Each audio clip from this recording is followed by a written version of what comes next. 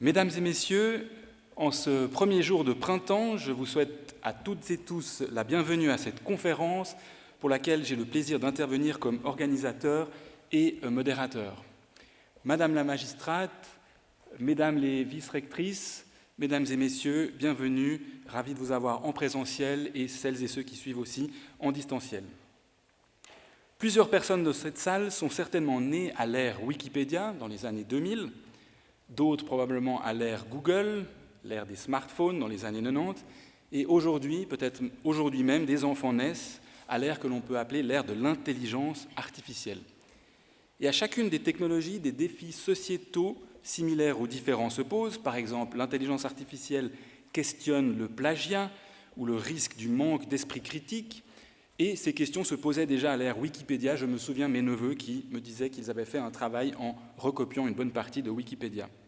Il semble donc intéressant de poser ces enjeux dans ce que j'appelle un continuum technologique.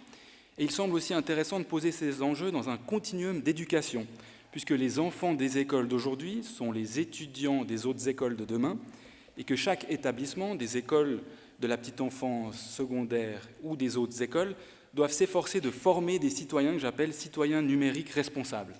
Par exemple, avec l'intelligence artificielle, garder une distance critique, utiliser l'IA comme simple outil complément à l'apprentissage et non comme substitut à la pensée critique, la rédaction et le raisonnement.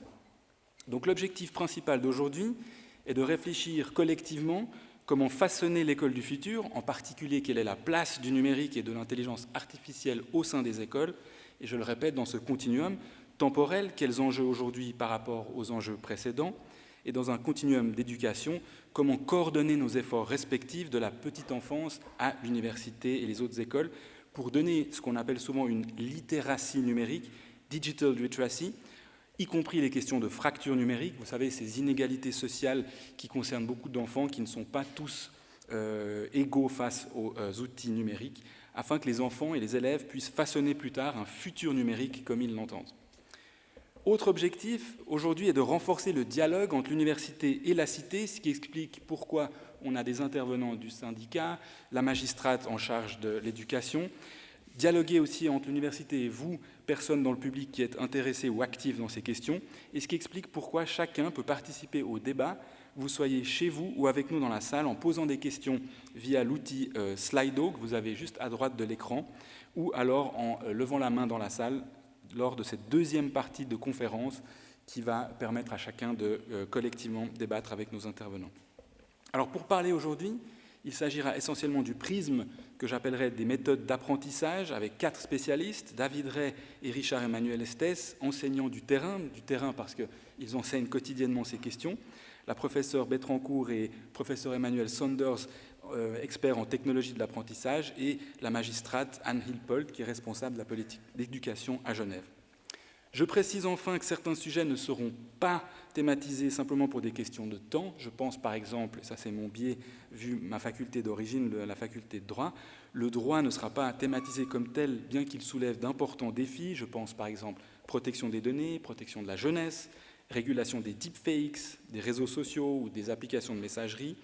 Ces défis, s'ils vous intéressent, je vous renvoie volontiers aux conférences précédentes qui peuvent être toutes revisionnées sur notre site. Il s'agit en effet aujourd'hui de la 14e conférence, donc on a déjà traité un certain nombre de sujets, dont le juridique, et puis sinon, évidemment, nos centres de recherche et d'expertise, dont le Centre de droit du numérique, le Digital Law Center en faculté de droit, auquel je suis rattaché.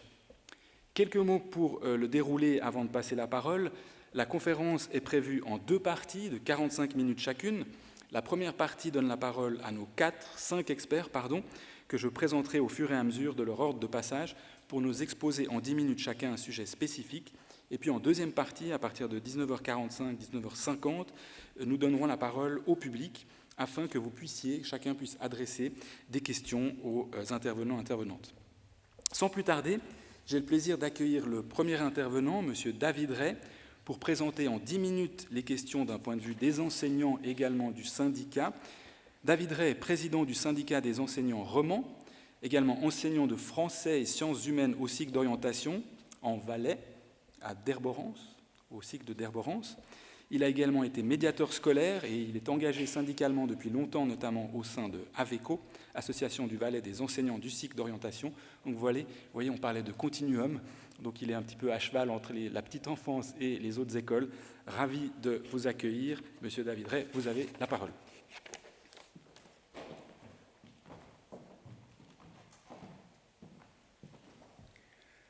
Merci. Je vous adresse tout d'abord des cordiales salutations à tout le monde ce soir. Je tiens tout d'abord à remercier le professeur Benhamou pour cette invitation qui permet justement d'avoir un apport, un regard du monde enseignant directement et effectivement également du monde syndical. Comme j'expliquais au professeur tout à l'heure, mon intervention aurait pu durer quelques secondes, simplement en disant que les enjeux, comment est-ce qu'on intègre le numérique à l'école de façon réfléchie et pragmatique, et est-ce que les syndicats sont pour l'intelligence artificielle? Oui, on l'a clairement dit. Mon intervention aurait pu durer 30 secondes, sans doute un peu court pour être invité une nouvelle fois. Donc je vais essayer de développer un petit peu plus en vous apportant un certain nombre d'informations. Tout d'abord, j'aimerais vous rappeler ou vous indiquer quelles sont les positions justement qui ont été adoptées par le syndicat des enseignants romans. Ça fait déjà maintenant plusieurs années que nous nous positionnons clairement en faveur justement de l'éducation numérique et également, tout dernièrement, en faveur de l'intelligence artificielle. Je profiterai également de vous apporter quelques, réflexions qui sont personnelles ou syndicales en lien avec l'évolution de la société directement reliée à cette thématique de l'intelligence artificielle. Et après, l'objectif est également de peut-être de dresser un bilan, ou je dirais pas un bilan, plutôt un état des lieux positif de la situation actuelle de l'intégration justement de ces outils numériques et de l'intelligence artificielle dans les écoles, notamment au niveau de la Suisse romande. Tout d'abord, donc un petit récapitulatif historique, je vous rassure, ce ne sera pas très long. Au niveau du syndicat des enseignants romans et donc des enseignants, déjà en 2018, lors de notre congrès à Fribourg, nous avons pris un certain nombre de décisions. Nous avions demandé que des conditions cadres adéquates soient mises en place pour l'enseignement du numérique. Nous avions demandé déjà à ce moment-là qu'au niveau du plan d'études roman, il y ait un espace clair pour le numérique. Nous avions demandé une formation des enseignants continue et adéquate. Et bien entendu, en tant que syndicat, nous avions demandé des ressources humaines, pédagogiques, techniques au niveau des autorités. Il était également important pour nous de signaler qu'il fallait qu'il y ait une protection des données, qu'il y ait des moyens d'enseignement coordonnés et, si possible, espérons peut-être un jour, une plateforme pédagogique sécurisée avec un accès par un identifiant unique. Quelques années plus tard, nous avons participé aux consultations liées au plan d'action numérique de la Confédération et de la CIP. Nous nous sommes engagés pour un nouveau domaine disciplinaire, éducation numérique dans le pair, afin de ne pas reproduire les erreurs qui avaient été commises dans certains cantons en faisant du saupoudrage, en espérant que l'espace mythique soit enseigné de manière transversale, mais en se rendant compte à l'arrivée que finalement personne ne faisait rien. Nous avons, lors de notre congrès en 2022, sur la place du numérique à l'école, également rappelé un certain nombre de choses. La pandémie était passée par là. Nous avons rappelé que le numérique faisait partie intégrante du quotidien des élèves et des familles, que la formation des élèves à la citoyenneté et à la culture numérique était un objectif incontournable du projet de formation globale des jeunes prévu dans le PER. Et enfin, que la transmission des savoirs devait intégrer pertinemment l'usage du numérique. Enfin, pour terminer cette rétrospective historique, en 2023, lors de la conférence de presse de rentrée commune avec nos homologues de LCH, de Suisse allemande, nous nous sommes clairement positionnés contre toute forme d'interdiction de l'intelligence artificielle dans les écoles. Nous étions et nous sommes absolument convaincus, je cite, que les systèmes d'intelligence artificielle font et surtout feront partie de la vie scolaire et professionnelle. Les écoles ont la responsabilité de préparer les élèves à une utilisation compétente et responsable de ces outils. Les associations d'enseignants s'opposaient donc à toute forme d'interdiction. Pour ce faire, nous avons également émis un certain nombre de recommandations. Nous avons demandé une formation appropriée de tous les enseignants et un soutien spécialisé dans les établissements, afin que le corps enseignant puisse travailler de manière adéquate. En outre, les associations professionnelles soulignaient également la nécessité d'établir des réglementations sur la protection de l'utilisation des données par les systèmes d'intelligence artificielle et de définir des directives éthiques pour leur usage dans les écoles. Voilà donc pour un bref aperçu historique. Je me permets maintenant d'apporter un certain nombre de réflexions en lien avec la société, l'école et le numérique. Nous sommes conscients actuellement que la société est en mutation rapide, voire très rapide. L'école est elle-même directement impactée, influencée par cette mutation rapide. Les jeunes actuellement sont particulièrement captivés par les nouvelles technologies, voire même captifs. L'école doit actuellement se prémunir de ces éléments-là. Il y a eu une accélération très rapide depuis la pandémie qui a fortement impacté l'école et le travail des enseignants. Nous devons nous adapter afin de répondre aux besoins d'une société en évolution. Le monde scolaire ne peut pas rester indifférent vu la place marquée de l'intelligence artificielle dans la société. Prenons par exemple simplement l'utilisation d'applications sur les téléphones portables ou les moteurs de recherche. S'il est clair que l'intelligence artificielle n'a pas encore totalement conquis le cœur de la majorité des enseignants, notamment dans la scolarité obligatoire, nous ne pourrons pas, et surtout il ne faudra pas essayer, de s'y soustraire. Il est clair qu'actuellement, l'objectif avoué des différents plans d'études suisses, mais qu'on retrouve également chez la plupart des gouvernements voisins, est de faire des apprenants des citoyens numériques responsables. À partir de là, on peut se poser la question, quel est l'impact dans les écoles? Peut-être pour un rapide rappel, il y a eu le développement ainsi que la rédaction du plan d'études roman d'éducation numérique, afin de répondre aux attentes de ce domaine. 3 axes ont été choisis, les médias, qui s'attardent notamment sur la compréhension et l'analyse, la science informatique, qui permettra d'organiser et d'exploiter les données, et enfin les usages, qui sont censés apporter l'habileté de base sur le matériel et les logiciels. À partir de là, vous allez me demander, quid de l'IA? À quel moment va-t-on intégrer un apprentissage de l'intelligence artificielle? Bonne question. Fort heureusement, ce plan d'études se veut évolutif. Les autorités ont clairement émis le souhait, la volonté de laisser la place à la possibilité d'intégrer ces apprentissages. D'un point de vue personnel, dans ma pratique quotidienne, j'ai pu constater que l'utilisation de l'intelligence artificielle par les enseignants, notamment au niveau de la scolarité obligatoire, est plutôt réalisée par quelques, je dirais, intéressés ou passionnés du domaine. Pour le moment, nous sommes encore au balbutiement au niveau de la scolarité obligatoire. La réalité est certes bien différente dans les écoles subséquentes, dans les écoles du degré supérieur.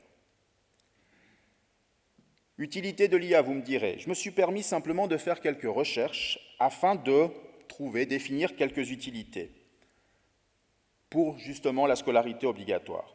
Typiquement, en français ou dans l'apprentissage des langues, il existe des logiciels qui permettent de générer des images à partir d'une description textuelle. On peut également utiliser un robot conversationnel pour améliorer son texte.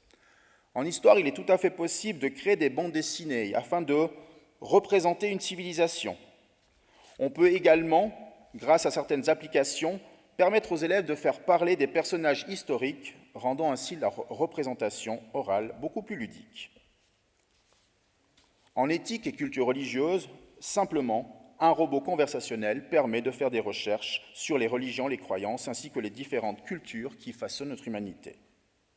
Et finalement, dans les universités, dans les hautes écoles, il existe des logiciels qui permettent de détecter le plagiat. Intéressant, vous me direz. Je me permets maintenant, dans l'élément suivant, de revenir sur l'effet du numérique sur l'enseignant, sur les enseignants, vu que c'est un tout petit peu pour ça que je suis là. Il ne fait absolument aucun doute que le rôle des enseignantes et des enseignants va évoluer à l'avenir. Il est clair également que l'intelligence artificielle ne remplacera pas les enseignants. Mais la puissance de cet outil exigera de notre part de modifier nos pratiques et nos approches, en se concentrant peut-être plus sur le rôle de fournisseur de contenu, mais vraiment de devenir un accompagnateur des apprentissages. Ce n'est pas, de mon point de vue et du point de vue des syndicats, un rôle inférieur, mais simplement un changement, une évolution. Et les enseignants devront l'accepter. Les enseignants devront également développer chez les élèves des capacités de réflexion au travers de différents types d'apprentissage, comme par exemple l'apprentissage collaboratif, la pensée critique, la résolution de problèmes, l'approche pluridisciplinaire, etc. Les enseignants travaillent déjà dans ce sens, mais il s'agira de renforcer ces approches si l'on souhaite obtenir de bons résultats. Ces différentes approches devraient également permettre aux enseignants de proposer aux élèves d'apprendre à leur rythme et de s'adapter rapidement au contenu ou à la difficulté des élèves. Cependant, l'intelligence artificielle ne pourra pas, ou ne peut pas encore, enseigner la capacité de réflexion qui est absolument indispensable à la réussite des élèves. Ce rôle est et revient aux enseignants. Beaucoup d'enseignants estiment qu'ils ne transmettent pas une façon de penser, mais qu'ils apprennent à penser aux élèves. Peut-être qu'enfin, avec l'intelligence artificielle, nous pourrons passer de la théorie à l'acte. Garantir que les enseignantes et les enseignants actuels disposent du soutien et des possibilités d'apprentissage est également nécessaire. Les centres de formation devront peut-être revoir également leur référentiel de compétences afin de former les futurs enseignants à être aptes à enseigner ces différentes matières. Au-delà de ça, on peut encore parler du système d'évaluation, se pencher sur la question du quoi et du comment. Est-ce que nos fameux tests standardisés auront encore leur place si on part du principe que les élèves pourront avancer à leur rythme? Rien n'est moins sûr. Les méthodes d'apprentissage vont évoluer. Est-ce la fin de l'apprentissage classique avec un enseignant devant une classe? Possible. L'enseignement en équipe, l'apprentissage par projet ou encore la mise en évidence de la collaboration et de l'apprentissage collaboratif des élèves sera sans doute de mise. La structure même de l'école pourrait être repensée. Les espaces, le décloisonnement seront peut-être nécessaires. Un couloir avec des salles de classe, c'est peut-être révolu. Qu'est-ce que cela signifie tout cela? Beaucoup de changements dans les écoles et pour les enseignants. Cependant, les enseignants veulent être des acteurs de ce changement, car de nombreuses décisions politiques et institutionnelles vont donner les lignes directrices de l'éducation future de nos jeunes. Comme la pandémie, l'intelligence artificielle pourrait être un vecteur accélérateur très puissant, dont les effets pourraient peser sur les systèmes éducatifs pendant des années. Si les mesures ne sont pas réfléchies avec les acteurs du terrain, excusez-moi l'expression, on pourrait aller droit dans le mur. Les syndicats veulent agir de manière proactive et réfléchie avec nos autorités. Il n'y aura sans doute pas de consensus avec les politiques de l'éducation, mais la nécessité de collaborer et de trouver les meilleures solutions est nécessaire. Les outils doivent aider les enseignants et éviter de dévaloriser le travail effectué jusqu'à présent. Pour conclure cette intervention, permettez-moi simplement de rappeler ou préciser peut-être deux choses. L'intelligence artificielle ne doit pas être considérée comme la panacée ou la réponse à toutes les difficultés de l'éducation. Il s'agit ici bien d'un outil avec un très très fort potentiel qu'il faut exploiter de manière pragmatique et efficiente. L'équilibre entre les pratiques éducatives classiques qui existent depuis des millénaires, depuis des siècles, qui ont façonné notre école, et le potentiel incroyable de l'IA doit être respecté. Pour ce faire, il est nécessaire que les enseignants ainsi que les acteurs de l'éducation ne se bornent pas à un aspect purement utilitaire de l'IA, mais bien de réfléchir aux transformations éducatives que cela va engendrer. Je vous remercie pour votre patience ainsi que pour votre attention.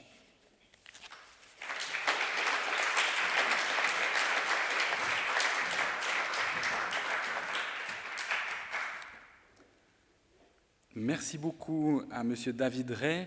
J'étais ravi d'avoir entendu parler de référentiel de compétences et vous voyez pourquoi je parlais de continuum. Par exemple, à l'université, on a des cours pour la littératie numérique qui sont adossés à notre propre référentiel de compétences pour le numérique. Et voilà un exemple où je pense que ce serait intéressant de bien se coordonner entre l'établissement de première et deuxième secondaire pour ensuite viser nos étudiants dans nos universités. C'est parfait que vous ayez évoqué le potentiel d'intelligence artificielle en matière de transformation de méthodes d'apprentissage, puisque justement, les prochains orateurs-oratrices vont effectivement évoquer ces différentes questions.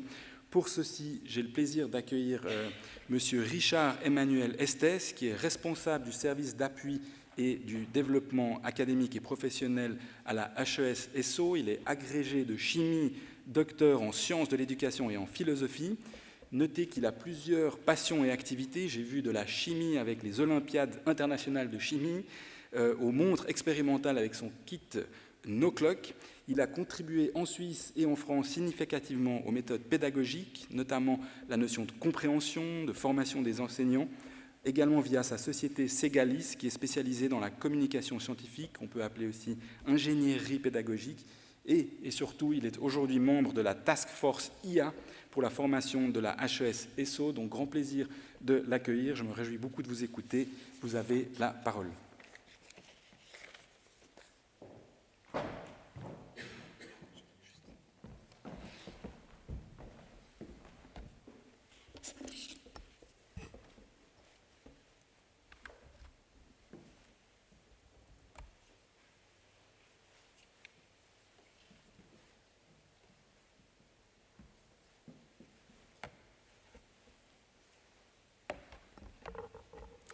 Bonsoir et merci pour votre invitation ainsi que votre présentation.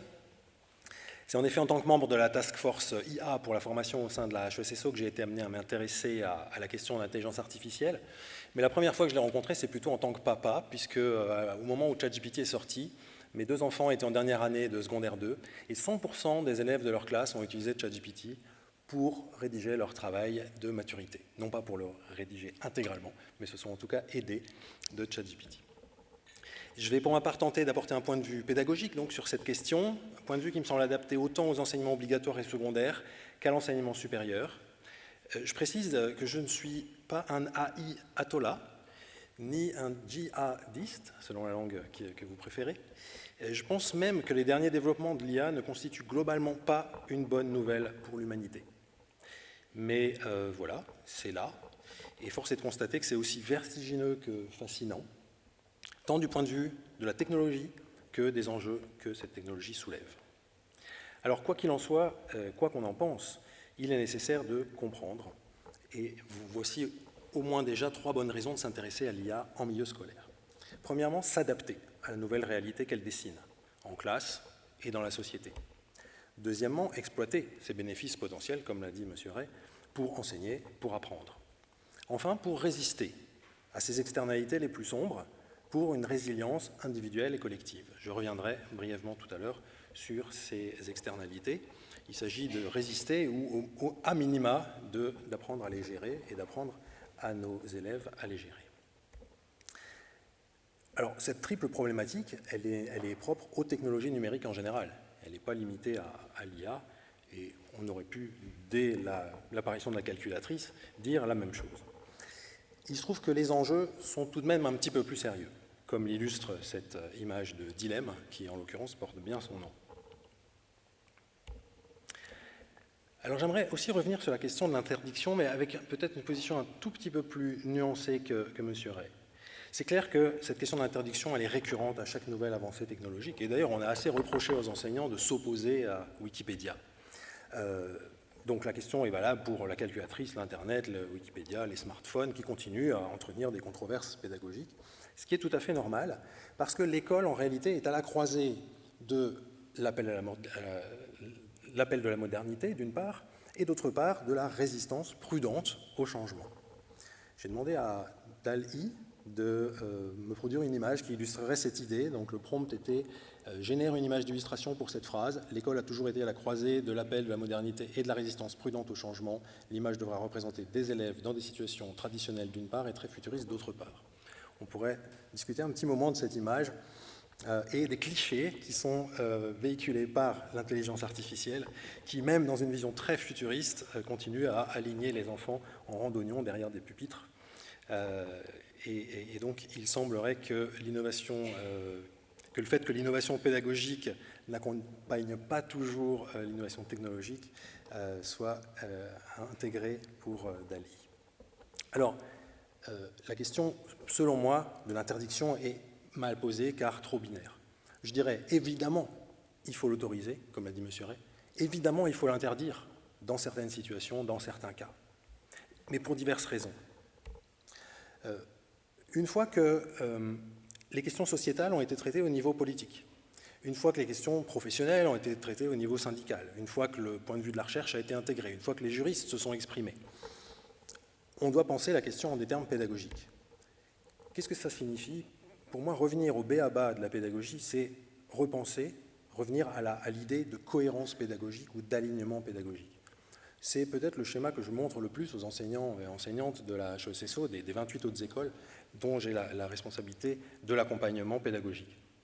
Cette cohérence dit que les méthodes d'évaluation doivent être alignées sur les méthodes pédagogiques, qui doivent elles-mêmes être alignées sur les apprentissages visés, qui doivent être alignés sur les méthodes d'évaluation, etc. Vous pouvez avoir n'importe quel objectif d'apprentissage, les élèves vont travailler en fonction de l'évaluation que vous allez leur proposer. Et c'est en regardant votre évaluation qu'on va véritablement voir quels sont vos objectifs d'apprentissage. Et donc, l'IA, évidemment, vient bousculer chacun de ces pôles, aussi bien les apprentissages que les méthodes pédagogiques et les méthodes d'évaluation. Et la vraie question, à mon avis, qu'il faut se poser, une fois que les questions que j'évoquais tout à l'heure, plus larges et qui sont d'ordre sociétal, ont été traitées, une fois que le politique a pris position sur de l'IA, pas de l'IA, quelle souveraineté numérique, etc., eh bien la vraie question, c'est quels usages de l'IA dans l'enseignement et l'évaluation, pour quels objectifs pédagogiques et de formation, compte tenu des contingences, des potentialités et des risques. Et si on répond à cette question, on va trouver probablement légitime d'imaginer des usages différenciés et proportionnés, et c'est valable de l'intelligence artificielle générative comme du numérique en général à nouveau. Alors avant de penser dans les deux orthographes l'IA en termes d'instruction, je voudrais revenir sur un enjeu particulier de l'IA qui me semble être l'égalité des chances qu'on doit, à mon avis, absolument pas oublier. De nombreuses études ont montré que l'IA renforçait la fracture numérique, qui se nourrit elle-même de la fracture sociale et qui nourrit elle-même la fracture sociale. Et ça nous amène à avoir une attention extrême pour, en tout cas, 3 points. Premier point d'attention, la question de l'accès aux technologies d'IA. Je vous ai ici mis les prix des abonnements à ChatGPT. Il est évident que si on autorise l'intelligence artificielle dans un examen, il n'est pas question qu'il y ait des étudiants qui aient la version payante 4.0 connectée à Internet et d'autres qui aient la version 3.5 gratuite. Mais c'est évidemment la même chose pour les élèves en classe et à la maison. Deuxième point d'attention, la question de la gestion familiale des technologies d'IA. Cette image montre dans un post sur X qu'avec ChatGPT, la version payante, donc, si vous l'installez sur votre smartphone, vous pouvez prendre une photo et interroger ChatGPT à partir de cette image. Donc imaginez qu'un enseignant ou une enseignante propose comme devoir à la maison une liste d'addition, d'opérations élémentaires. Eh bien, rien de plus simple. Vous prenez une photo du sujet, vous la donnez à ChatGPT qui va vous donner les résultats des opérations. Mais dans un milieu favorisé, les parents ne vont jamais laisser leur enfant faire ça. Éventuellement, ce qu'ils feront, c'est qu'ils prendront eux la photo et ils demanderont à ChatGPT comment ils peuvent aider leur enfant pour qu'il apprenne à faire ces opérations. Et vous voyez que, selon l'usage qu'on en fait, l'IA, encore plus que le numérique, risque de polariser encore davantage la question des inégalités. Troisième point d'attention, l'autocensure. On l'observe chez nos étudiants. Le problème n'est pas tant qu'il y ait une autocensure vis-à-vis de l'utilisation de l'intelligence artificielle que le fait qu'elle soit différenciée. Vous avez des étudiants chez nous, et ça sera la même chose pour les élèves, qui utilisent l'IA sans vergogne, sans même imaginer que ça pourrait être interdit. D'autres ne le font pas parce qu'ils pensent que c'est tricher. Évidemment, les personnes qui s'autocensurent sont un peu toujours les mêmes, plutôt les filles que les garçons. Et donc, ce point d'attention est indispensable à traiter pour éviter que l'IA, comme le numérique, renforce encore des biais, par exemple des biais de genre. Si je parle de cette question, c'est parce que l'école a pas seulement un rôle d'instruction, mais un rôle de nivellement des inégalités socio-économiques et socio-culturelles. Donc nécessaire d'avoir toujours à l'esprit cet enjeu au moment où on pense à l'IA à l'école. En l'occurrence, pour ce qui est de l'autocensure, dans notre institution, nous avons élaboré une série de principes dont le premier dit qu'il est obligatoire d'annoncer l'IA dans les descriptifs de modules et les débuts de cours pour que chaque étudiant, chaque étudiante sache ce qu'il ou elle a le droit d'en faire et éviter donc ces effets d'autocensure. Alors j'en viens donc à la place de l'IA dans l'école du futur. Je vais indiquer 3 dimensions, puis je vais les décrire brièvement et j'en aurai terminé. Première dimension, eh bien, il faut enseigner l'IA, c'est-à-dire une culture de l'IA et une culture sur l'IA.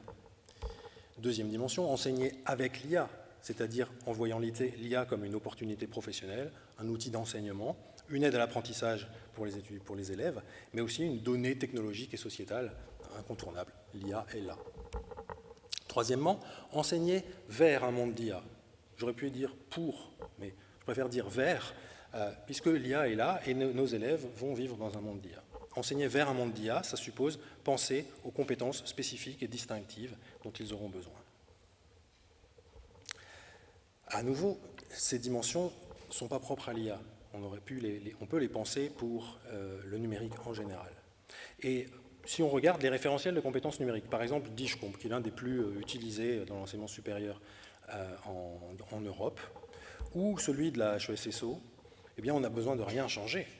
Ces référentiels de compétences ont été imaginés avant l'arrivée de ChatGPT, on ne pensait pas encore à l'IA, il n'y a pas besoin de changer grand-chose. Donc, ces questionnements sont les mêmes qu'avant, mais à nouveau avec des enjeux autrement plus sensibles. Ici, c'est cette fois-ci Midjourney qui a produit cette image. On lui a demandé de représenter un robot devant une classe d'enfants noirs et asiatiques. Il est nécessaire de lui demander ça, sinon évidemment les enfants sont blancs. Et par ailleurs, je vous laisse apprécier le résultat, ça donne une étrange impression de technocolonialisme. Il y aurait beaucoup donc à dire sur ce genre d'image. Alors donc je vais prendre les points l'un après l'autre. Enseigner l'IA, pour une culture de l'IA et sur l'IA, compréhension, enjeu. Il nous faut enseigner ce que c'est que l'intelligence artificielle, l'apprentissage automatique, ce que sont les réseaux de neurones, comment fonctionne un chatbot comme ChatGPT, quels sont les biais algorithmiques notamment, quelles sont les règles éthiques à respecter autour de l'utilisation de l'intelligence artificielle au niveau civilisationnel, sociétal, collectif, individuel, et puis bien entendu les impacts environnementaux, mais également les impacts, les effets sur la souveraineté numérique, la cybersécurité, la désinformation, etc. etc.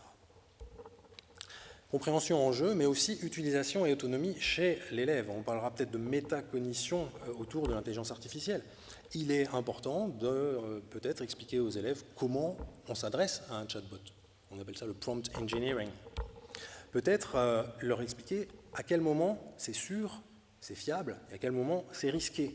Je vous renvoie vers ce fameux schéma de Alexander Tulkanov, qui en gros nous dit que la seule manière d'utiliser, la seule situation dans laquelle l'utilisation de ChatGPT est sûre, c'est quand la réponse n'a pas besoin d'être vraie. Une recette de cuisine, par exemple. À partir du moment où la réponse doit être vraie, où la vérité a une importance, alors la première contrainte, c'est que vous maîtrisiez suffisamment votre matière pour être capable d'évaluer la qualité de la réponse. Et si c'est le cas, vous devez ensuite être capable d'endosser la responsabilité complète de l'utilisation de cette information ou cette donnée si vous l'utilisez. Ça, c'est vraiment le schéma qu'on donne en premier lieu à nos étudiants. S'ils doivent connaître une seule chose, c'est celle-là. Et puis, la question de la dépendance. Ma tablette est déchargée, je ne sais plus rien. L'autonomie des étudiants, des élèves qui utilisent l'IA doit être entretenue, même si leur tablette est déchargée, bien évidemment. Deuxième aspect, enseigner avec l'IA. Eh bien, l'IA peut être utilisée comme outil d'enseignement, comme outil d'aide à l'apprentissage des élèves, là, cette fois, comme sparring partner pédagogique pour les professeurs, comme challenger pédagogique aussi. Qu'est-ce que ça signifie ? Comme outil d'enseignement, un chatbot peut permettre de générer des résumés, des contenus à analyser, des études de cas, des questions ouvertes, des QCM. Je vous affiche ici une petite vidéo d'un outil qui s'appelle WooClap, que j'ai utilisé pour demander à l'intelligence artificielle de générer un QCM sur la question de la contingence en philosophie à un niveau élevé. J'ai un petit peu accéléré le temps de réflexion, mais voilà le QCM qui a été généré et qui porte sur la question de la contingence.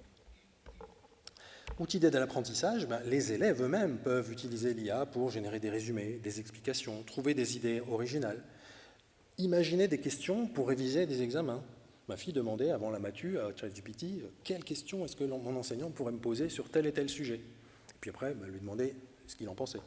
Des conseils d'organisation aussi. Sparring partner pédagogique, ça me semble extrêmement intéressant. Nous montrons à nos enseignants comment scénariser leurs cours grâce à l'IA, planifier leur année, générer des exemples, des évaluations, des barèmes même pour leurs évaluations, des grilles critériées. Et puis comme challenger pédagogique, comment est-ce qu'on va évaluer des travaux écrits qui sont réalisés en distanciel et en asynchrone, c'est-à-dire par des élèves ou des étudiants chez eux, à l'abri des regards. Ici, j'ai demandé à ChatGPT, peux-tu rédiger pour moi une dissertation de philosophie sur la notion de contingence? Il s'exécute, évidemment, aucun problème. Hein. Donc comment est-ce qu'on fait pour évaluer les élèves et les étudiants dans cette situation? Comment est-ce que ça remet en question notre manière d'enseigner? Eh bien, je vais en arriver très rapidement au dernier point, mais d'abord, je reprends cette question. Comment évaluer? Eh bien, retournons à l'idée de cohérence pédagogique.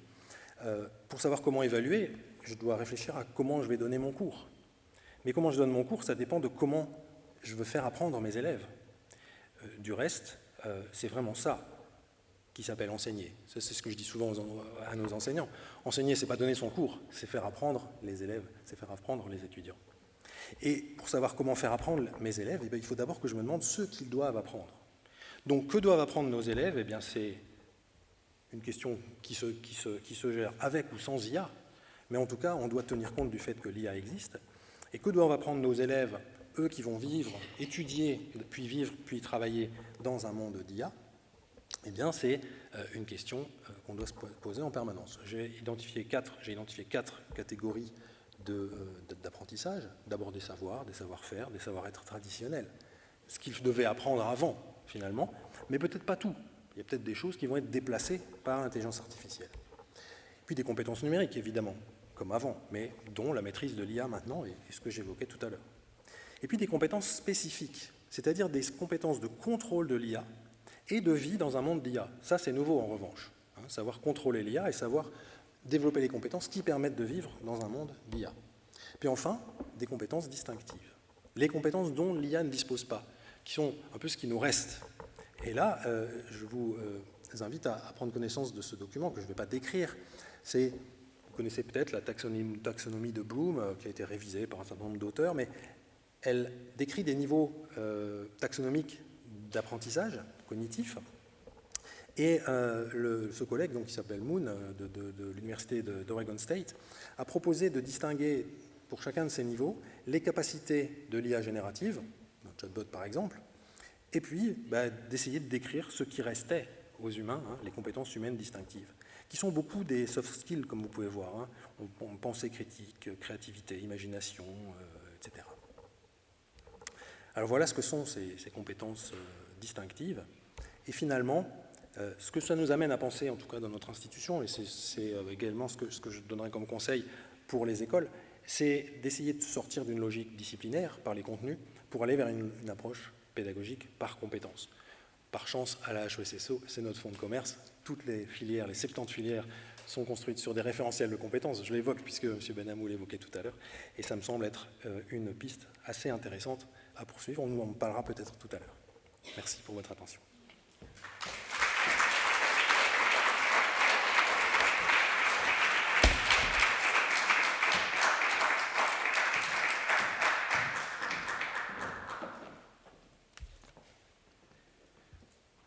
Merci beaucoup à Monsieur Estes. J'apprends donc que certaines recettes de cuisine ne sont pas vraies. Je pense que pour certains amateurs, amatrices de cuisine, certaines recettes sont bien vraies. En tous les cas, c'est intéressant d'avoir aussi évoqué l'égalité des chances, la question de l'accès à certains usages numériques. Je crois que c'est notamment la prochaine intervention, en tout cas dans quelle mesure les écrans, les technologies doivent être, à quel moment dans les écoles être intégrées. Juste une remarque à ce sujet, j'ai appris que, notamment en Suède, d'abord dans les crèches, ils avaient intégré les écrans, puis ils ont retiré les écrans. On apprend aussi que le fondateur de Facebook a mis ses enfants dans des écoles sans écran, mais évidemment, ils ont, semble-t-il, 10 personnes par enfant, avec des fermes entières et des agriculteurs qui les apprennent à vivre la terre. Et donc c'est sûr que ce n'est pas évident, si on retire les écrans, que tout le monde ait les mêmes égalités comme certains riches fondateurs de tech aux États-Unis. Bref, en tout cas, sans plus tarder, on va céder la parole à 2 intervenants qui vont intervenir en binôme. Grand plaisir d'avoir la professeure Mireille Betrancourt et professeur Emmanuel Sanders, tous deux à la faculté de psychologie et d'éducation. Professeur Betrancourt, experte en technologie de l'information et processus d'apprentissage, également directrice du TECFA, cette unité de recherche s'agissant des technologies de formation et apprentissage. Et puis professeur Sanders, qui est d'ailleurs master en mathématiques, pour maintenant s'occuper des enjeux cognitifs et comment est-ce qu'on va apprendre grâce aux technologies. Sans plus tarder, vous avez la parole et mille merci d'être venus à 2. Je me réjouis de vous écouter.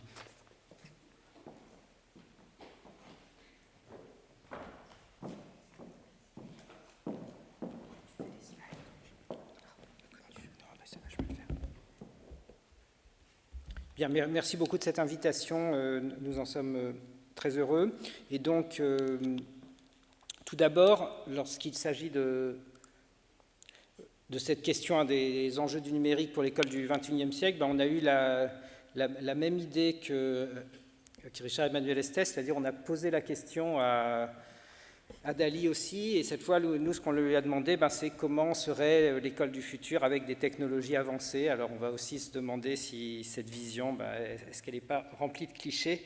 Et en fait, on peut aussi regarder un petit peu de statistiques. Et là, on voit que c'est une étude qui a été réalisée en 2021 auprès des enfants suisses et avec auprès d'un grand millier d'enfants. On se rend compte que les technologies, elles sont présentes de fait assez tôt. Et vous voyez qu'ici, mis à part les réseaux sociaux qui sont relativement peu pratiqués chez les 6-7 ans, mais si on est sur le fait d'utiliser Internet ou d'utiliser son smartphone, vous noterez que la question, c'est par rapport à tous les jours, eh bien, on a déjà 40%, ce qui n'est pas très loin d'une majorité de jeunes enfants dont c'est la réalité quotidienne. Alors, on pourrait penser que c'est quelque chose de très discriminant par rapport au niveau socio-économique, et là aussi, ça tord un peu certains clichés, parce qu'on voit en fait, dans tous les milieux, on a de façon marquée ces usages des technologies, et je ne sais pas très certain que si on avait dû soi-même faire les prédictions avant de vérifier ces données, c'est celles auxquelles on aurait abouti. Donc ça fait assez réfléchir de voir que cette répartition par niveau socio-économique est quand même à la fois importante dans tous les niveaux. Une autre distinction qui a été évoquée, alors il y a un petit souci de mise en page, mais je pense qu'on s'y retrouve quand même, c'est que lorsqu'on parle du numérique à l'école, c'est vrai qu'il y a 2 aspects. Il y a le versant pour le numérique, autrement dit, on veut apprendre le numérique, et puis il y a aussi le versant par, c'est-à-dire le numérique comme support pour apprendre. Alors, pour ce qui est du versant pour, eh bien, David Ray l'a évoqué tout à l'heure en parlant des piliers de l'éducation numérique, donc la science informatique, l'usage des outils numériques, l'éducation média, avec le plan d'action de la C2IP en faveur de l'éducation numérique de 2018. Et puis, il y a aussi tout le champ, bien sûr, des utilisations pédagogiques du numérique. Et là, on est le versant par le numérique, avec des dimensions telles que les multimédias, l'interactivité, la collaboration, la créativité. Et bien entendu, ce qui est aussi très intéressant, et cela a été évoqué, c'est qu'il y a l'idée de joindre les deux, c'est-à-dire que dans l'école actuelle, et d'autant plus dans l'école du futur, il y a cette idée de joindre l'ensemble, typiquement par des tutoriels d'apprentissage qui seront des supports numériques, mais aussi destinés à accompagner les élèves dans leurs apprentissages. Donc il y a cette distinction apprendre à utiliser, utiliser pour apprendre et l'ensemble conjoint. On va aussi aborder le fait que lorsqu'il s'agit de cette question du numérique à l'école, eh bien, il existe un certain nombre de mythes, et des mythes qui sont très ancrés, qui ont la vie dure. Un premier mythe, on peut l'appeler le mythe de l'homo numericus. Alors, on a tous eu à foison ces couvertures de presse qui font un peu peur, n'est-ce pas, et dans lequel on entend, par exemple, de dire que cet homo numericus, il aurait son cerveau qui est en train de se transformer. Et puis, on peut se poser des questions. Vous savez, la génération Y, on parle aussi de la génération Z. Est-ce qu'ils sont du coup câblés comme ceux des générations précédentes? Est-ce qu'ils fonctionnent avec le même logiciel mental? Est-ce qu'ils s'alimentent des mêmes données? Donc vous aurez remarqué qu'on a choisi de faire des métaphores numériques pour aborder ce sujet. Le fait est que les travaux de neurosciences qui portent précisément sur ces questions n'orientent pas vers ce type de réponse, c'est-à-dire qu'il n'y a pas de transformation intrinsèque de la structure du cerveau. En revanche, ce qu'on note évidemment, c'est que ce qui va faire évoluer, c'est les activités. Et donc, en fait, notre cerveau, il est forgé par l'évolution et il lui en faut plus, d'une certaine façon, pour être modifié en profondeur. En revanche, ce qui va le modifier profondément, ce sont les activités qui sont réalisées. Et donc, ce qui va être transversal, c'est plutôt la nature de l'activité. Est-ce que cette activité est numérique, qu'elle le soit ou non? Ce sont les activités qui font évoluer le cerveau. Le second mythe que l'on va évoquer, c'est aussi le mythe de l'Eldorado de la connaissance, parce qu'on a l'impression que Internet et a fortiori l'intelligence artificielle donne accès à une multitude de connaissances. Richard et Emmanuel montraient cet exemple de ChatGPT qui va résoudre des additions, mais ça invite en fait à se questionner justement parce que c'est en fait un miroir aux alouettes dans le sens où l'information n'est pas le savoir et où l'accessibilité à la connaissance n'est pas du tout son appropriation. Autrement dit, si ChatGPT résout le problème à la place de l'élève, bien entendu, l'élève n'a rien appris. Et ce qu'on peut dire, c'est que on est plutôt face à une transformation profonde et inéluctable pour les apprentissages qui va inviter à dépasser certains dogmatismes qui sont justement liés aux mythes qu'on vient d'évoquer, que les questions d'éducation, elles restent d'une certaine façon stables, simplement on doit les repenser en permanence, et que le numérique a le potentiel de fournir un cadre et de puissants leviers. Et je vais passer la parole à Mireille pour poursuivre. Merci. Donc voilà, maintenant qu'on a tous ces mythes et les questions qui se posent sur l'éducation numérique avec le numérique et par le numérique, et en fait, voilà, comment la recherche étudie cette question? Comment la recherche sait quelles sont les utilisations du numérique qui vont vraiment favoriser les apprentissages? Alors on peut dire très rapidement qu'il y a plusieurs méthodologies. Il y a la méthodologie de l'étude de cas, où là, on va regarder de manière approfondie une situation particulière, où on essaie des activités spécifiques dans les classes. On apprend beaucoup de choses, ça permet d'explorer les facteurs importants, de voir comment ça se passe. Mais ceci dit, on ne peut pas faire de quantification ou de généralisation importante. Inversement, on a une approche qui peut être corrélationnelle. Là, on a vraiment l'inverse, c'est-à-dire qu'on a beaucoup de données sur beaucoup de classes, beaucoup d'élèves, et on en déduit des relations entre deux mesures que l'on a faites. Par exemple, typiquement le temps d'écran chez les très jeunes enfants de 2 à 5 ans et le développement socio-cognitif. Alors, le problème de ce type d'approche, c'est qu'elle ne donne pas les relations causales entre les mesures. Donc, par exemple, sur le temps d'écran des jeunes enfants par rapport au développement socio-cognitif, on entend souvent que la relation, c'est une corrélation négative. Plus on passe de temps et moins le développement socio-cognitif est élevé. Mais si on regarde plus finement, en prenant par exemple ce que les enfants font avec les écrans et comment les parents guident les enfants pour qu'ils fassent des activités plus éducatives et adaptées à leur âge par rapport à des activités ou des contenus pour adultes, et bien là, les corrélations s'inversent. Le temps passé est positif pour le développement socio-cognitif. Et puis finalement, une approche expérimentale. Et dans cette approche expérimentale, on va manipuler la situation que l'on veut étudier et de regarder ça de manière rigoureuse, comme je vais vous montrer un exemple qu'on a mené récemment. Peut-être que...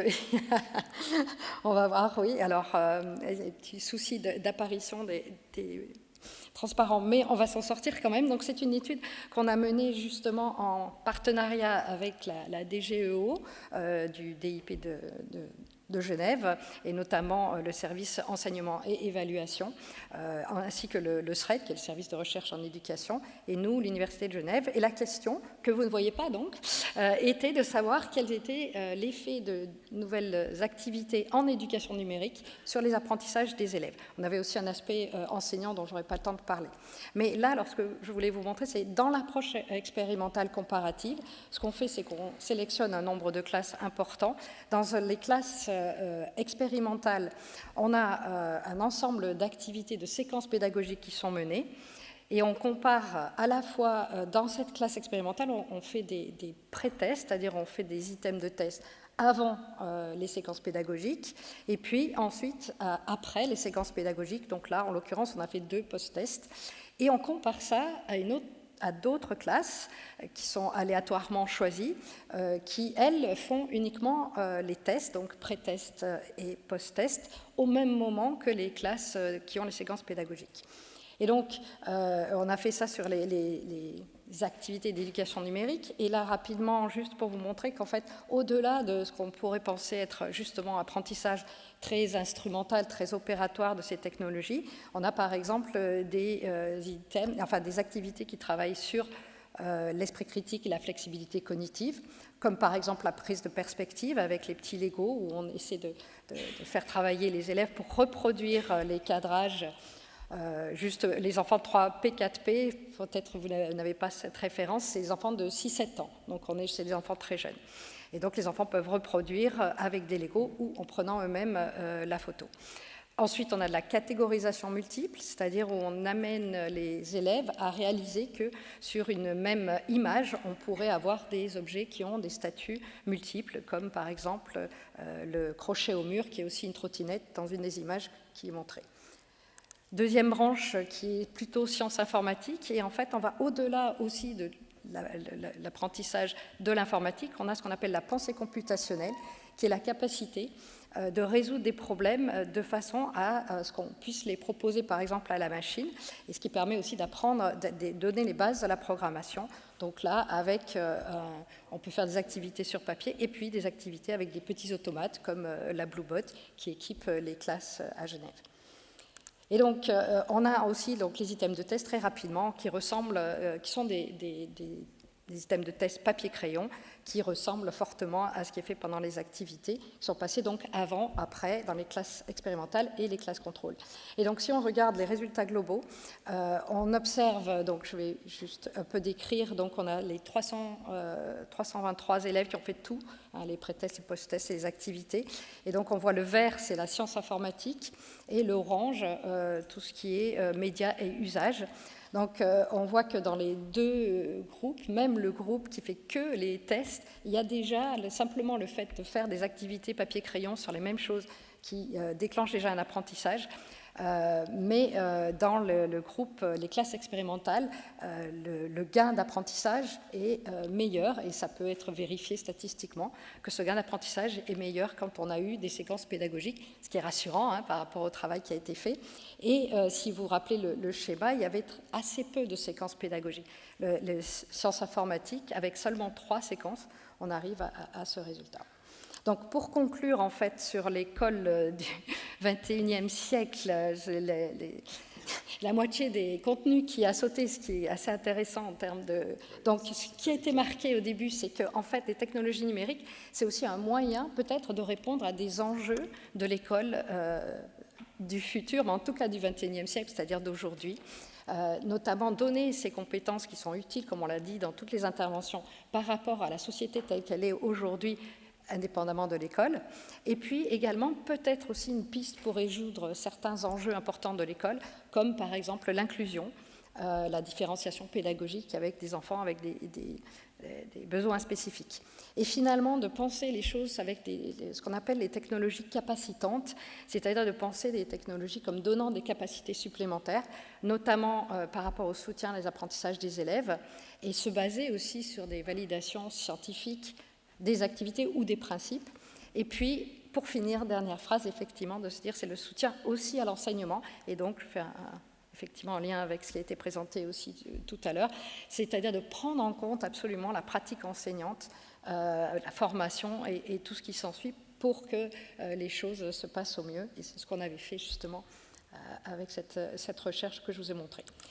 Et donc, pour finir, alors le numérique à l'école du XXIe siècle, alors Dali nous a généré cette image, mais nous, on est plutôt sur cette idée que les potentiels, il est dans la création, dans la production de contenus qui sont encadrés et qui correspondent aux apprentissages visés. Je vous remercie de votre attention.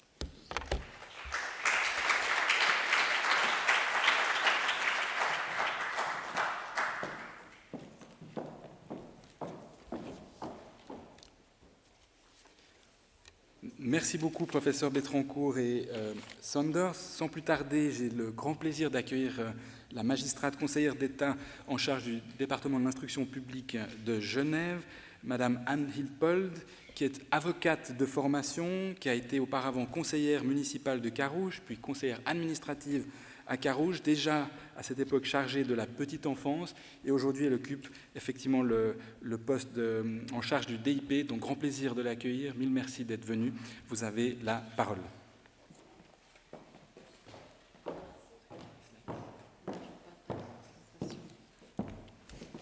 Bonsoir à toutes et à tous. Il y a beaucoup de choses qui ont déjà été dites, mais je vais d'abord commencer par vous remercier pour l'invitation. Merci pour ces conférences. Et puis, je dois dire que c'était très intéressant de vous entendre. Moi, je suis une politicienne. Je prends des décisions sur l'école et finalement, j'entends et je partage qu'on doit aussi s'appuyer sur la recherche. On doit aussi discuter, évidemment, avec nos enseignants, avec les syndicats. Et c'est ce que je souhaite faire. Voilà, j'aimerais dire aussi pour commencer que parler de l'impact des technologies sur l'école, on peut le faire en ce qui me concerne. Je crois que je vais faire preuve un peu d'humilité. Quand on replace l'évolution des technologies sur l'histoire humaine, on peut se rappeler que ça fait que 150 ans qu'on a des calculateurs, 40 ans des ordinateurs personnels et à peine 30 ans pour Internet. C'est vrai que les choses vont vite, ça a déjà été dit, mais moi je me rappelle, étant enfant, que je m'imaginais pouvoir faire des courses sur un ordinateur. Alors ça, c'est arrivé. Et puis je souhaitais aussi pouvoir faire comme ça, puis de me retrouver à la destination de vacances en évitant de faire 7 heures de route sur l'autoroute. Alors ça, c'est pas encore arrivé. Mais tout ça pour dire que les technologies, elles vont vraiment vite, elles sont assez imprévisibles et puis il y a beaucoup de choses qui échappent quand même à notre contrôle.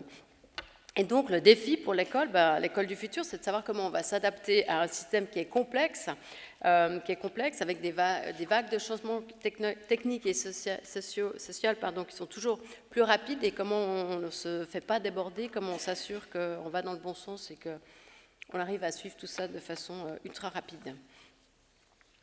Ce qu'on constate, et ça a été dit, mais c'est qu'on est dans une forte tendance en Suisse et dans le monde à vouloir développer la numérisation de l'éducation. Ça a été évoqué depuis 2018. Il y a des documents d'orientation qui ont été publiés par des conférences intercantonales pour poser un sorte de cadre pour l'instruction publique. Peut-être rappeler qu'en Suisse, la particularité de notre système éducatif, c'est que les cantons sont compétents. La Confédération ne légifère pas, sauf dans la formation professionnelle, mais du coup, on a des conférences entre cantons pour tenter d'harmoniser nos pratiques. Et donc, on fixe un certain nombre de règles et de cadres. Et donc, il y a des documents qui ont été publiés. Alors, je n'étais pas là, vous étiez déjà là en 2018, de la part de la CDIP au niveau suisse. On a un document sur la stratégie qui s'appelle la stratégie pour l'éducation et la numérisation, et puis la CIIP, donc c'est l'échelon roman. On a aussi un plan d'action en faveur de l'éducation numérique qui a été rédigé.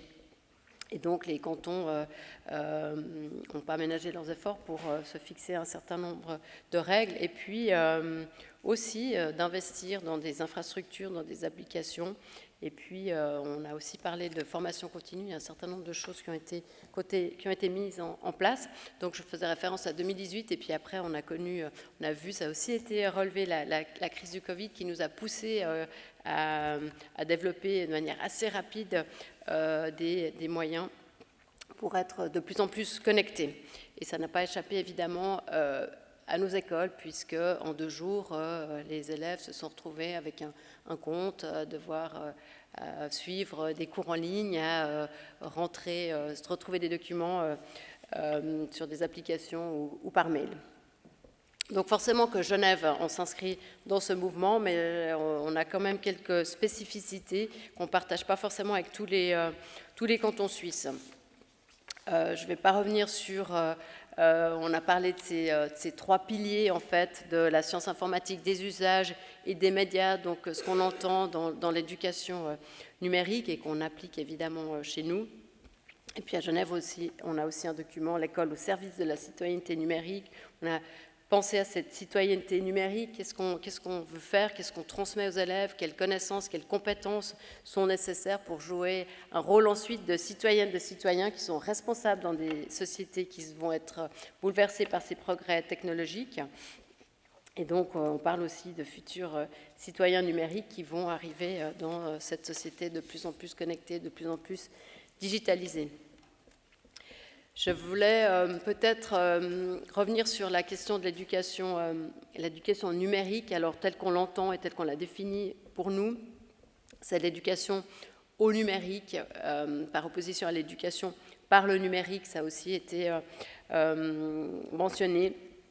Donc l'éducation numérique, on peut parler d'une branche qu'on enseigne avec des moyens d'enseignement, des brochures et quelques outils. Et donc ça, c'est ce qu'on trouve dans le plan d'études romans en éducation numérique. Donc ce que les cantons romans ont décidé qu'on allait apprendre à nos élèves. Et également... Donc l'éducation au numérique et par contre l'éducation par le numérique, c'est-à-dire l'utilisation des moyens numériques par les enseignants, là on n'est pas tous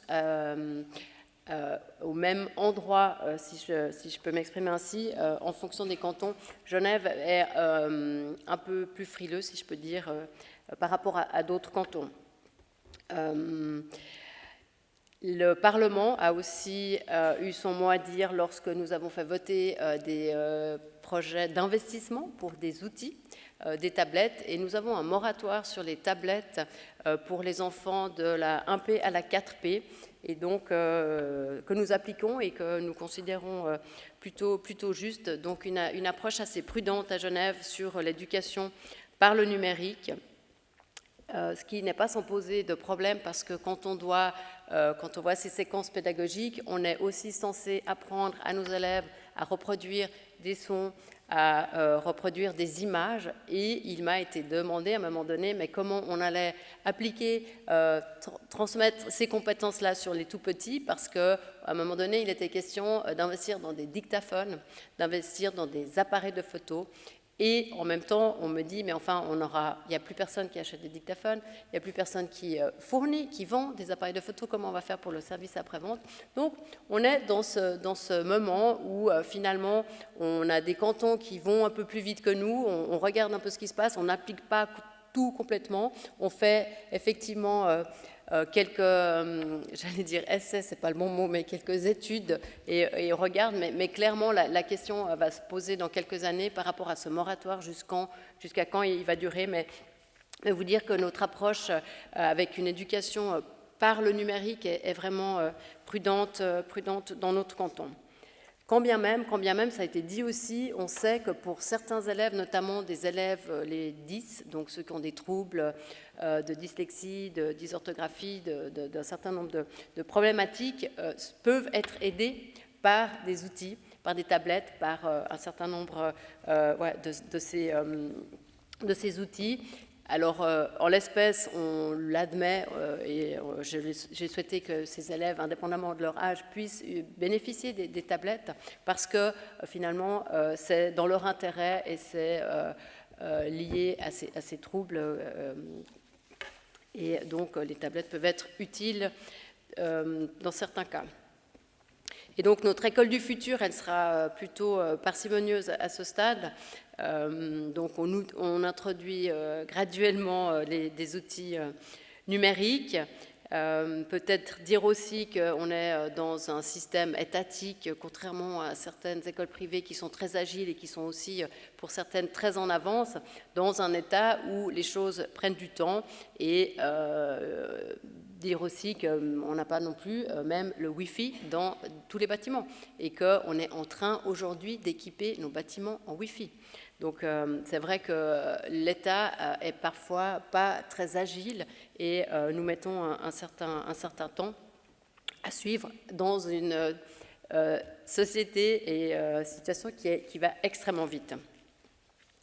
Maintenant, c'est vrai que ça a aussi été mentionné, la question du papier-crayon versus cette éducation par le numérique. Eh ben, on est plutôt en train de se dire que le papier doit rester, que c'est peut-être plus intéressant de lire un livre de Balzac dans un vrai support papier que sur des tablettes, et que notre approche est plutôt aujourd'hui, j'ai déjà dit, assez prudente, ce qui n'empêche pas que nous devons préparer nos jeunes à arriver dans une société numérisée, digitalisée, et on constate aussi qu'à 15 ans, ils ont tous un téléphone, ils savent tous faire des vidéos incroyables sur certains réseaux.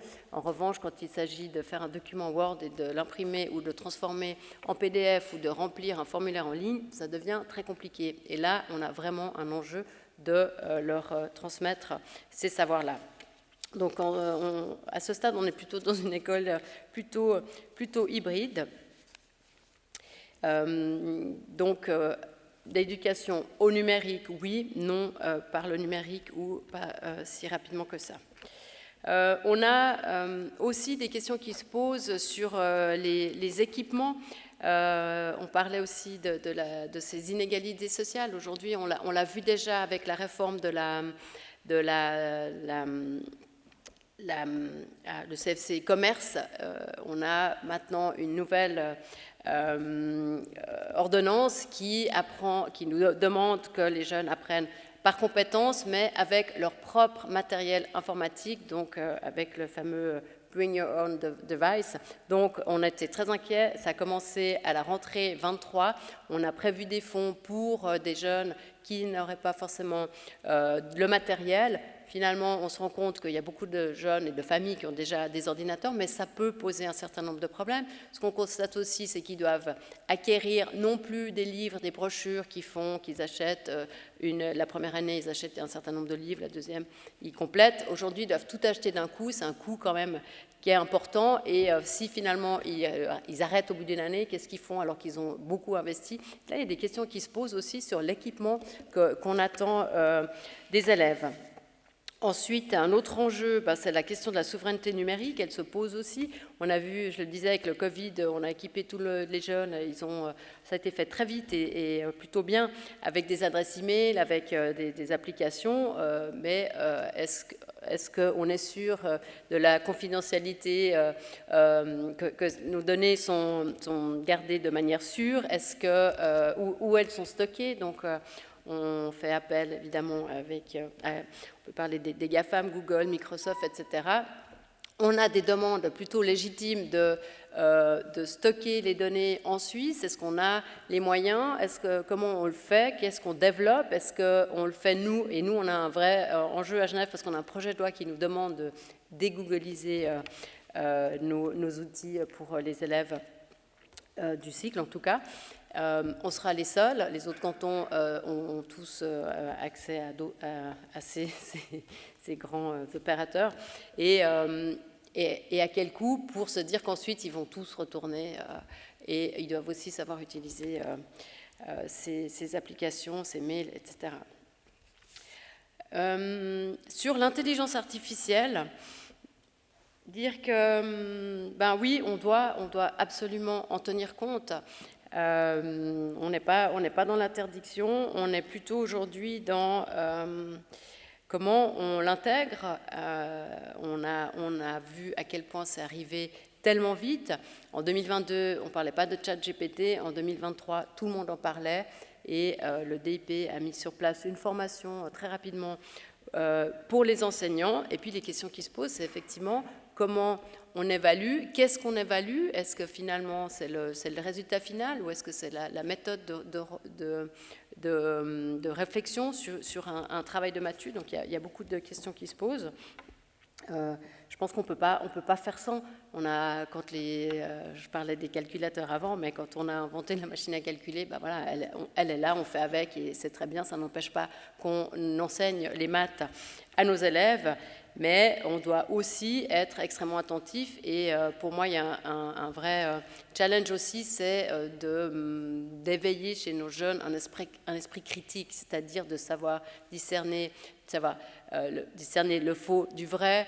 On sait à quel point on a des fake news aujourd'hui qui circulent. On sait qu'elle circule, mais lorsqu'on lit une news, comment on sait est-ce qu'elle est juste ou pas, comment on peut la vérifier? On a des ateliers dans nos écoles, en tout cas au niveau du secondaire 2, pour justement aller chercher des sources, les vérifier. Donc ça c'est un gros travail qui doit être fait avec l'intelligence artificielle. Et puis de dire, fixons un cadre, essayons de fixer un cadre pour l'utiliser, mais de ne pas l'interdire, donc l'expérimenter. Et je pense que, comme les syndicats, on n'a pas souhaité du tout l'interdire, mais plutôt voir comment on peut s'en servir et à quelle fin, et tout en préservant les jeunes de ces, en tout cas, fake news. Encore un élément, on a peu parlé jusqu'à maintenant des questions de cyberharcèlement. C'est pas vraiment lié à l'école, mais finalement, c'est cette société numérique où tout le monde a son téléphone. J'étais très concernée par les problématiques de bagarres entre jeunes. Quand j'étais à la commune de Carouge, j'avais réuni un certain nombre de personnes, un réseau pour traiter de cette problématique. Et en fait, ce qu'on m'a expliqué, c'est que ça a toujours existé. La seule différence aujourd'hui, c'est que c'est filmé, que c'est diffusé, qu'il y a des milliers de personnes qui peuvent voir la même vidéo d'un jeune qui se fait frapper, et c'est ça le problème. Alors, bien sûr qu'on ne doit pas frapper, mais c'est beaucoup plus dur pour une victime lorsque ça circule. Et ça, c'est pour les bagarres. Et puis, évidemment, ça va beaucoup plus loin avec du harcèlement en dehors de l'école, entre jeunes, avec des groupes WhatsApp. Et puis, on sait à quel point ça peut créer des dégâts. Donc là, on a vraiment du travail à faire aussi sur ces questions de cyberharcèlement. C'est aussi dans nos priorités pour la nouvelle législature, lutter contre ce harcèlement et le cyberharcèlement. Et puis, faire avec, encore, je parlais des réseaux sociaux, mais cette vie parallèle qu'ont les jeunes, avec ces réseaux où finalement ils se parlent plus que par message. L'autre jour, j'ai mon fils qui m'a envoyé un message par Instagram, mais il a fait suivre un article de journal qu'il a trouvé sur Instagram. Enfin, tout passe par là. Voilà, moi, je me pose beaucoup de questions sur ce qu'on publie, quelle vie on mène en regardant ce que les autres mettent en avant. Et c'est aussi un enjeu, je crois, d'éducation, de dire qu'il y a ce qu'on publie, ce qui peut avoir l'air d'être vraiment extraordinaire, et puis la vraie vie. Et je pense qu'on peut faire un travail aussi en éducation sur ces jeunes. Et ma dernière chose en matière de transmission de savoir, j'entends la difficulté aussi des enseignants de pouvoir transmettre des compétences, des savoirs. Et on parlait de ces approches pédagogiques. Moi, je disais, mais finalement, qu'est-ce qui fait sens? Comment on arrive encore? Et c'est aussi en discutant avec des enseignants que je faisais ce constat. Mais qu'est-ce qui fait sens aujourd'hui pour un jeune d'essayer d'apprendre quelque chose qu'il pourra trouver en ligne? Pourquoi on a besoin encore de savoir écrire une lettre alors qu'on tape 3 mots et puis la lettre, elle est toute faite? Je pense qu'il faut vraiment qu'on arrive à faire en sorte que tant les enseignants que les élèves trouvent du sens dans ce qu'on leur amène dans l'école. Et quand je vois comment aujourd'hui ils écrivent, comment aujourd'hui ils sont incapables de faire des phrases sans faute d'orthographe, je pense qu'il y a encore beaucoup de travail. Et dans ce sens, je suis assez convaincue, malgré le fait que je suis là que depuis quelques mois, qu'il y a encore beaucoup de choses à apprendre dans les compétences fondamentales, en dehors de l'intelligence artificielle et des outils numériques. Je vous remercie pour votre attention.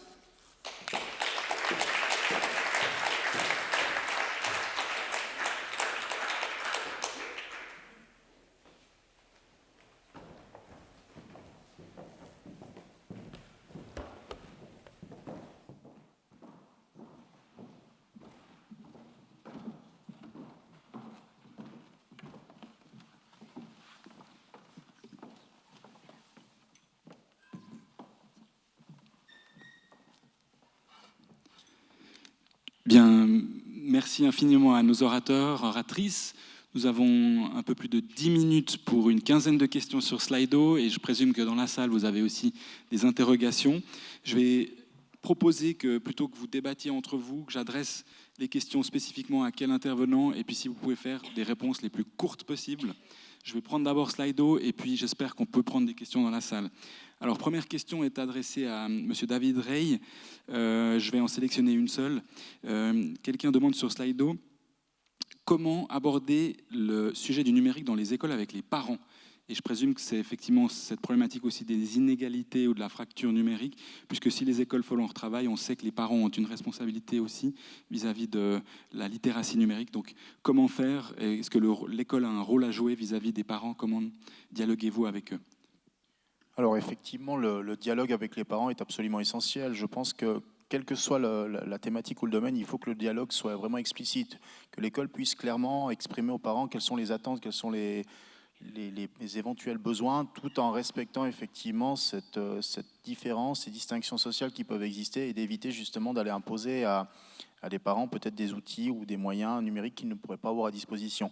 Donc, mais je pense qu'il est vraiment essentiel, c'est ce discours constructif et explicite avec les parents, que les attentes des enseignants, l'utilisation qui est possible, qu'est-ce qu'on pourrait faire avec, par exemple, l'intelligence artificielle à la maison, que les enseignants l'expriment clairement pour éviter justement des malentendus, des incompréhensions. Intéressant, si je peux me permettre. Mais concrètement, comment est-ce que ça se passe? Donc, il y a des réunions parentales et là, vous parlez de littératie numérique ou comment ça se passe? Alors là, bon, j'imagine que dans chaque canton, dans chaque école, il y a des organisations différentes, mais effectivement, de ce que je connais en tout cas, régulièrement, 2-3 fois dans l'année, on rencontre les parents pour justement parler de certaines thématiques. Et justement, je pense qu'on est dans une période où on peut justement prendre du temps pour exprimer clairement ces problématiques, ces questions liées au numérique.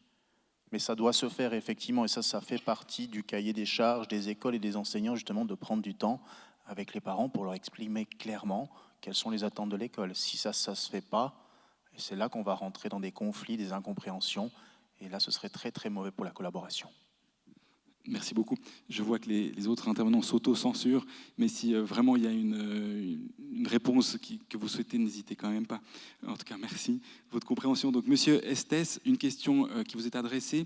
Vous avez parlé d'interdiction de l'IA, enfin, suivant des contextes, et quelqu'un se demande dans quel domaine / contexte d'enseignement on pourrait envisager interdire l'intelligence artificielle.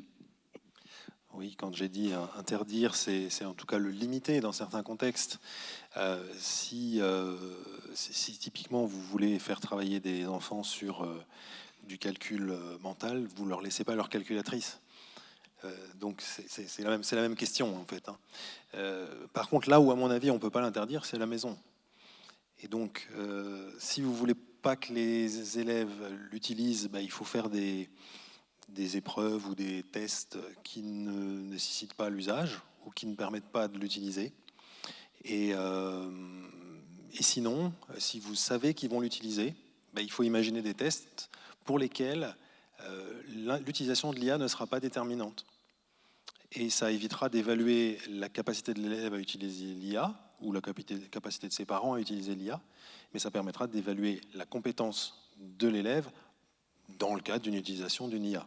C'est pour ça que l'approche par compétence est importante et intéressante pour ça, parce que l'approche par compétence, c'est plus que recracher des connaissances qu'on aurait apprises par cœur, bien évidemment. C'est les mettre en contexte dans une situation authentique, les faire résonner avec une situation réelle. Et ça, l'IA ne sait pas faire. Par contre, l'IA peut être très intéressante, très utile pour donner des pistes de réflexion, etc. Voilà, donc c'est ce qu'on dit aux enseignants, c'est si vous ne pouvez pas maîtriser, contrôler l'utilisation de l'IA par les étudiants et étudiantes, par les élèves si c'est à l'école, eh bien faites des évaluations pour lesquelles le recours à l'IA n'est pas déterminant dans le résultat produit. Merci beaucoup. Je profite par rapport à l'interdiction pour déjà adresser une question sur Slido s'agissant de cybersécurité et protection des données. Comme ça, au moins, on adresse ce point. La protection des données s'est renforcée et en Europe et en Suisse, et ce qui a conduit notamment le régulateur italien à interdire provisoirement ChatGPT pour les questions de protection des données. Donc on voit qu'il y a quand même une tendance à renforcer la protection des données. J'essayais juste d'adresser ce point à la personne qui a posé la question. Madame professeur Betrancourt, professeur Sanders, une question qui est effectivement aussi très intéressante, c'est comment objectiver le débat, sachant qu'il est très polarisé. On a été assez sage dans cette salle, mais on sait que c'est souvent un débat qui peut polariser. Comment est-ce que la recherche, votre input ou la recherche plus généralement, peut essayer de davantage apporter d'objectivité dans un débat qui est effectivement souvent clivant ou polarisé en tout cas? Donc un débat qui porte sur la question par exemple, des écrans à l'école. Alors il est dit la recherche sur l'apprentissage et le numérique, donc je pense que c'est très général aussi, le numérique dans les écoles.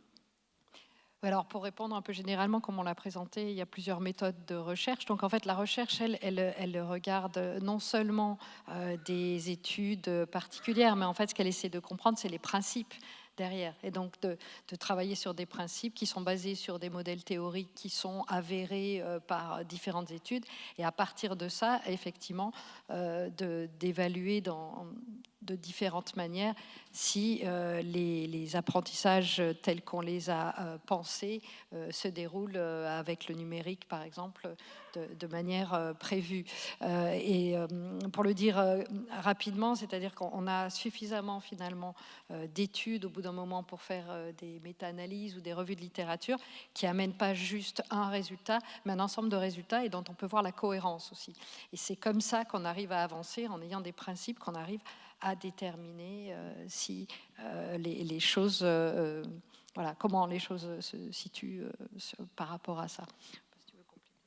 Oui, peut-être juste, on peut ajouter aussi que ce qui va éclairer, c'est savoir quels sont les mythes finalement, parce qu'on se rend compte que ce sont des domaines, la polarisation, elle vient du fait qu'on a des espèces d'intuitions très fortes qui sont issues en général d'idées du sens commun et qu'on va appliquer de manière en faisant des généralisations abusives. Et lorsqu'on identifie quel est le mythe et puis quelles sont les manières en fait d'interroger le mythe, typiquement par ce type de méthode, on arrive à remettre d'une certaine façon de l'intelligence là où au départ on a des visions très polarisées. Et par exemple sur le numérique, il y a cette idée de l'excès du numérique, mais les mêmes questions se sont posées par exemple sur la nourriture.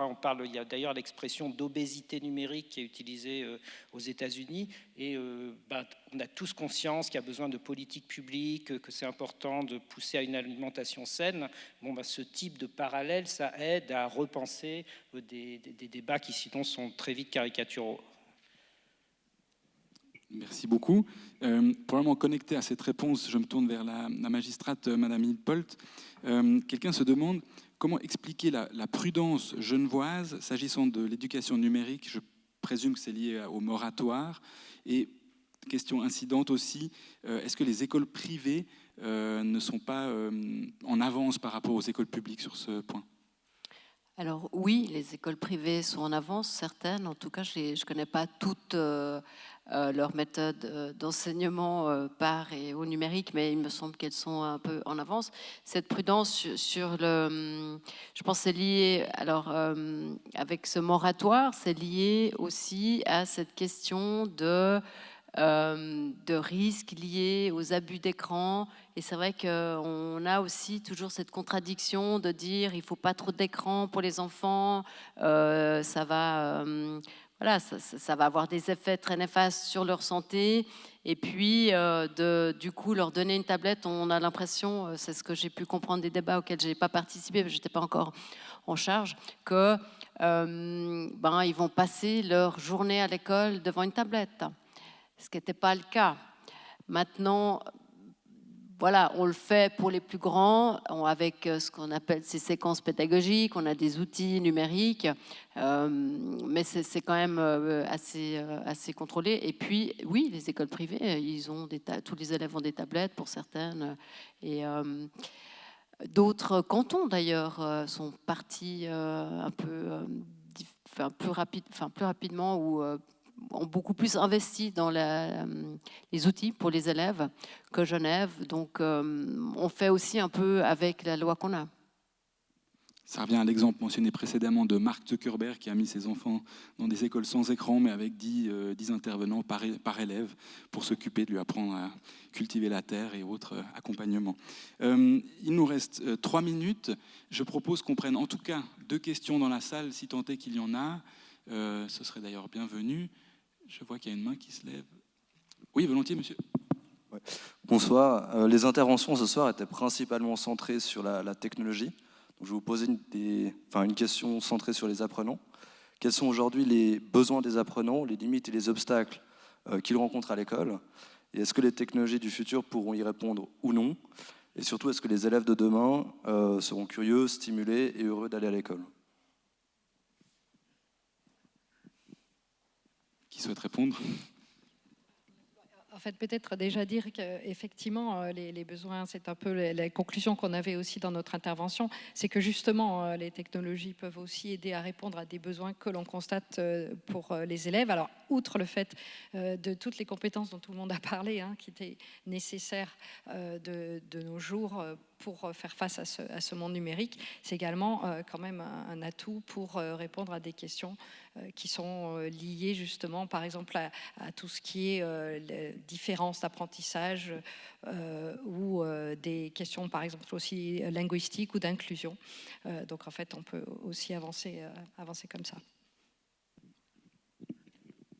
Oui, personnellement, j'ai l'impression de n'avoir fait que répondre à votre question en fait, dans mon intervention, en montrant justement à la fin quels étaient les types de savoirs, de compétences distinctives, spécifiques que les élèves devaient développer. Alors ça va dépendre de l'âge, ça va dépendre des disciplines, peut-être même des cantons, des régions, mais voilà, ces réflexions sont là. Ce qu'on n'a peut-être pas trop évoqué, c'est les outils qu'on appelle d'apprentissage adaptatif, c'est-à-dire les outils qui s'adaptent au progrès des élèves, qui posent des questions en fonction des réponses qui ont été données. Ça, c'est quelque chose de nouveau qui va pouvoir permettre de faire apprendre potentiellement mieux, pas dans toutes les situations, sûrement pas. Et puisque j'ai le micro et que j'ai répondu trop vite tout à l'heure, je n'ai pas terminé de répondre à la question qui m'a été posée, parce que j'ai fait un peu vite, sur l'interdiction. Donc, pour revenir au point, l'interdiction doit se faire dans toutes les situations où on veut que l'élève apprenne quelque chose qu'il pourrait faire avec l'IA, mais on veut qu'il le fasse avec son cerveau. Évidemment, toutes les situations d'évaluation où l'IA pourrait lui donner un avantage compétitif par rapport à d'autres qui ne seraient pas équitables, et notamment dans toutes ces situations d'inéquité où un élève ou une élève aurait un outil payant et les autres un outil gratuit. Donc voilà. Après, c'est évidemment de nouveau à chaque professeur, à chaque discipline de décider à quel moment il autorise l'IA, à quel moment il la contrôle et à quel moment il l'interdit. Merci beaucoup. Encore une question, je vois. Oui, volontiers. Oui, bonsoir. Oui, bonsoir. Je me posais la question parce que en fait, je suis enseignant. Excusez-moi. Je suis enseignant à l'école primaire et je me posais la question par rapport au TBI parce que au niveau budgétisation, comment est-ce que ça va être fixé? Parce que typiquement dans l'école où je suis, il y a les bâtiments modulaires où ils ont le TBI et moi, dans les vieux bâtiments où je suis, on n'a pas de TBI et qu'en est-il? Comment ça va être poursuivi, cette investigation au niveau de l'éducation numérique par le numérique? Oui, je crois que c'est pour moi. J'ai écrit à toutes les communes en leur demandant de faire un effort puisqu'on a besoin de ces TBI, donc les tableaux blancs interactifs, qui remplacent en partie les tableaux noirs où vous écriviez à la craie, enfin peut-être pas vous, mais... donc oui, c'est un souci, c'est la problématique de notre canton où les compétences sont partagées, les communes sont en charge de la construction, de l'entretien, du matériel des écoles primaires et on tente de rester dans des relations cordiales où on n'a pas imposé avec un moratoire, mais pour arriver à ce que toute l'équipe, mais je leur ai écrit pour qu'elles accélèrent un peu le mouvement. Parce qu'il y a effectivement une inéquité entre les élèves et... Pardon ? Ça crée une fracture, du coup. Oui, si vous le dites. Oui. Alors, merci beaucoup. Je regrette qu'on termine sur une note un peu pessimiste, mais bon, en même temps, on est obligé d'être critique, évidemment, sur les technologies. Il nous faut conclure, parce que je m'en voudrais de retenir et les oratrices et vous dans le public en ce premier jour de printemps. On a pour habitude de terminer pile à l'heure, et en plus, il me faut juste 1 minute pour quelques mots de remerciement et vous proposer quelques suites. Alors déjà, pour la suite, je vous suggère de revisionner, si vous le souhaitez, approfondir certaines questions, parce que toutes les conférences sont revisionnables sur la page web de nos conférences. On est en train de travailler sur le 5e cycle 2024-2025, donc on va continuer de traiter des thématiques importantes. Il y a un onglet où vous pouvez nous contacter si vous avez des thématiques qui vous semblent très importantes. On serait content de les adresser. Effectivement, l'idée aujourd'hui, c'était de dialoguer avec les différentes strates des différents établissements de la petite enfance à l'université et aux hautes écoles. Merci infiniment aussi au public d'avoir posé des questions. Je regrette que certaines n'aient pas pu poser toutes vos questions. Slido a démontré aussi le volume et la qualité des questions, ce qui montre effectivement la qualité des interventions. Donc, mille merci aux orateurs tristes pour vos présentations, la qualité de vos éclairages. Impossible pour moi de terminer sans remercier les personnes qui ont permis un tel projet. Bien entendu, le rectorat pour son soutien, également les vice-rectrices, futures vice-rectrices avec qui je me réjouis de travailler, toute l'équipe du Bureau de la transformation numérique, le service de communication et technique. Je vous donne rendez-vous pour le 5e cycle et encore merci d'être venus ce soir et bonne soirée, à très vite.